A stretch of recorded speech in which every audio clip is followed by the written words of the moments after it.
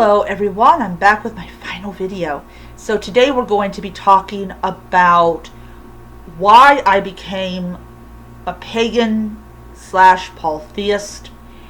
And so one of the things I always tell people when you decide to become a pagan or a polytheist, depending on what word you want to use, it is always an act, or always considered to be a political act, or a personal act, or an act that makes you different from everybody else. So I started practicing paganism, like Wicca, 30 years ago. Yes, it has been 30 years. I cannot believe I've been a part of this community for as long as I have. And I read, plenty of books on Wicca and witchcraft, and I didn't even know there was religions like Druidry or Reconstructionism or anything of the sort.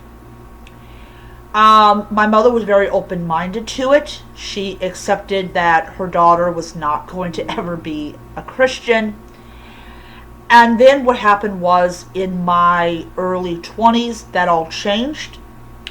She made it very clear that I could not practice Wicca or witchcraft.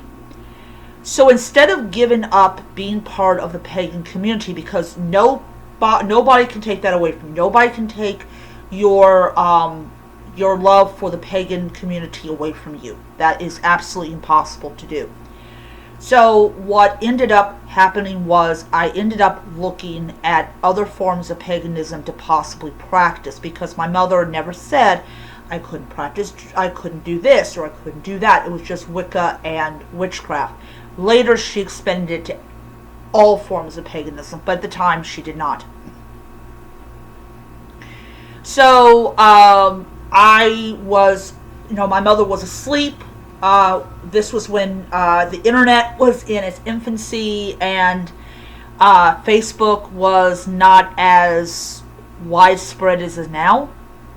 And I typed in Egyptian paganism, and I got Cometicism. And I was like, oh wow, that's really cool. And then I noticed down below that all these other links, and I clicked those, and I discovered there was such thing as Druidry, and Roman paganism, and Hellenism, and Ossetru, and all that. And that was when I was like, I want to try all of these and see where I fit at. And I started looking at people's altars on Google. This is before they became connected to YouTube, and I was one of the early YouTubers who could only do videos for like 5 minutes, and then it became 10 minutes, and then if you made a certain number of videos, you could do 15, or you could do more than 15. It was very different back then.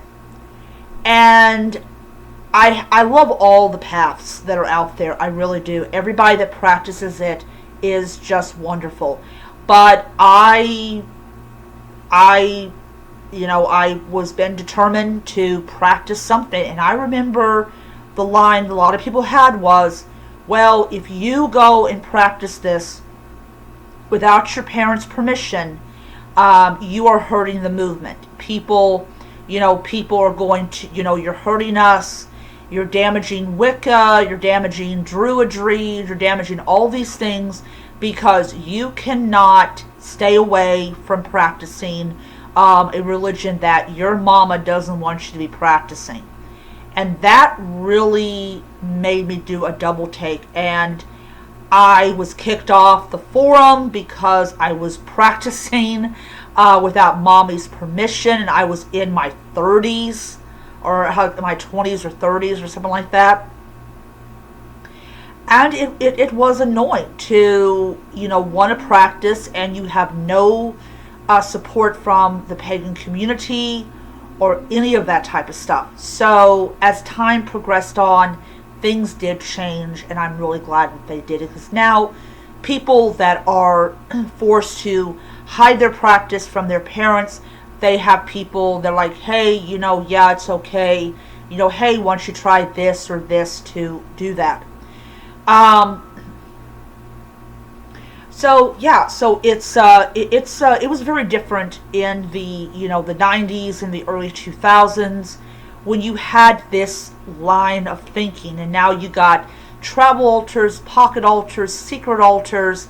It has just been wild. And I think what really has spurned it on was the very people that they're like, no, you can't do that. They had kids of their own, and those kids are like, hey, mom, I want to practice, and they're like, okay, because they remember what it was like for them when they were in their 20s, and they were told, no, you cannot do this, and it does get like really highly annoying.